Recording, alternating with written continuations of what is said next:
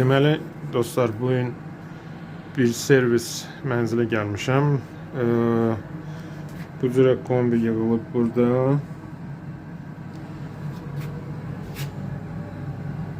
Şimdi səliqəsiz qaşamalaşa yığılıb. Heç nə bilinmir, hansı hara gedir. Nəysə, bunun hamısını söküb biridelka eləyəcəm, hamısını səliqəyə salacağım. Qəşəng bir şey olacaq axırda.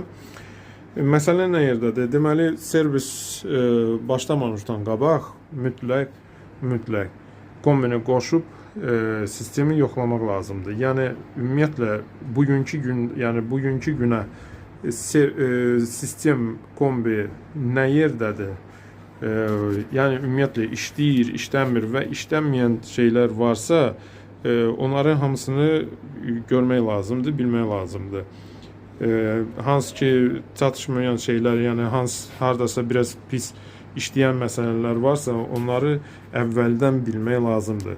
Yoxsa sistemi qoşmadan, yəni yoxlamadan birdən başlasan servis eləməyə, axırda ola bilər ki, bəlkə kombinin içində elə bir problem var ki, sizin xəbəriniz yoxdur. Axırda sizin üstünüzə də düşə bilər o yük. Yəni bilmək olmaz. Ev yası deyə bilər ki, məsələn, sən nəsə səhv eləmirsən ki, onu xarab eləmirsən. Məndə əvvəl hər şey düz işləyirdi. Sən işi eləyəndən sonra bu üzrə problem çıxır. Ona görə də qoşun, yoxlayın, ondan sonra başlayın bu problemlərlə məşğul olmağa, problemləri aradan götürməyə və işi görməyə. Deməli, burada bu boileri əlbəttə ki qoyuruq qırağa. Bu boiler binada adam köçəndən sonra neçə il qaz verilməmişdi. Ona görə də birinci növbədə boiler qoyulmuşdu. Ondan sonra da qaz veriləndən sonra avtomatik boileri söndürüb evyası yəni keçib kombini işlətməyə. Həm atapitsinin sistem, radiator sistemi, həm də isti sudan istifadə eləməyə. Evet. Burada filtr qoyulub, filtr tutulub buraya. Evet.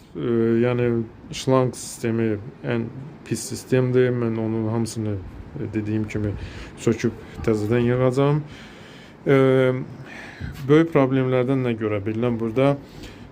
Düzdür, bu şlanqları indi bu izolyasiyaları hamısını kəsib tullayacağım, baxaq görək nə var, nə yox burada. Amma mən görmədim ki, abratkada bir dənə filtr qoyulsun. Yəni abratkada deyəsən filtr qoyulmayıb. Evet. Bu bir. İkincisi də deyəsən düzdür, padachada bu filtr var. Bu filtr var deyənə qoyulmayıb da, yəni setka filtr qoyulmayıb. Yoxdur, bunu problem kimi saymaq lazım deyil. Əsas bu filtrimiz vardı bizim. Sistem yaxşı işləyir, yəni radiatorları yaxşı qızır. Amma isti suda böyük problem var. İsti su çox az gəlir və 40-a hal-hazırda kombi qoyulub. Amma isti su qoşanda həmən 40-da qalmır, 40-41 olur da həmişə standart düzgün işləyəndə 40-41, 1-2 dərəcə fərq ola bilər də. Amma burada isə isti suyu qoşanda isti su 56-da zətdə qızır qalır və yemir aşağıda, yəni 40-da qalmır. Su da həmən isti su az gəlir, yəni yaxşı davleniyə gəlmir, ona görə də həmən qızma prosesi baş verir. Onu biz aradan götürməliyik. Və indi bir dənə isti suyu da qoşum, göstərim ki, necə işləyir kombi. Deməli, bu soyuq sudur, normal davleniyə gəlir. Bu isə isti sudur.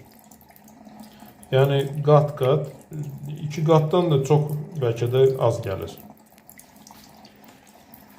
İndi isə kombidə göstərəcəm neçə dərəcə baş verir, göstərir. Baxın, görürsünüz, hal-hazırda su şəkili göstərilir və söndü, təzədən yandı. Çünki 57-dən çox idi. Görürsünüz indi, amma mən qoymuşam 40-a.